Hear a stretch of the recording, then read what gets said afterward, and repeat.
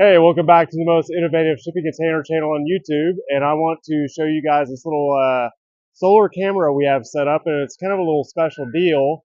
So I'm going to flip around and kind of show you guys what this is, what it does, and how we set it up. So let's take a look.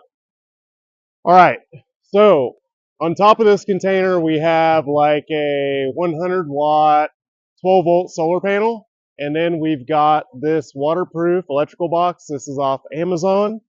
And it's got a little exhaust fan. So it runs off the lithium battery and keeps the contents of this box cool. So you could use this waterproof box for a bass boat, trolling motor, a pontoon boat. You can have some lithium batteries in there, and inverter and solar panel, and keep your batteries charged over the winter, keep all your electronics dry and safe. But for us, what this does is this is completely off grid. So this is a little garage container that we keep some stuff in here at the property. And so I didn't want to run an extension cord over here. So we got the panel going to an inverter, charge controller, and then a little inverter. It's like a 400-watt inverter, so that's like a $30 deal. The charge controller was like 20 bucks. So a really basic solar system. And then, like I said, this junction box that you can get on Amazon has got a little exhaust fan in it because it does get hot in the summer.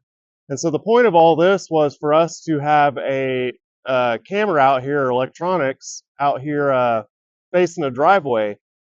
And so we've got a 12-volt lithium battery inside, and it could honestly, it's way overkill for even a camera, but we could run lights and stuff off of this little box too. A lot of different things you can do with like this little solar setup. You could run LED lights that run over the night, motion lights, all kinds of stuff, but it'd be really good for like boats, tractors, anything you want to keep batteries up on or run accessories, charge phones. And it'll give you a really good baseline on sort of how to wire a very basic solar system.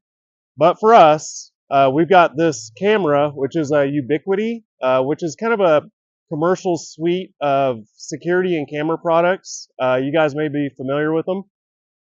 So we've got the Ubiquiti router server deal, so you can run up to like some crazy amount of cameras off of this system, and you can do keyless entry, employee, keyless entry to all your buildings, all kinds of stuff. It's a really robust camera system and security system. Excuse me. So the point of this for us is we've got this Ubiquiti doorbell camera.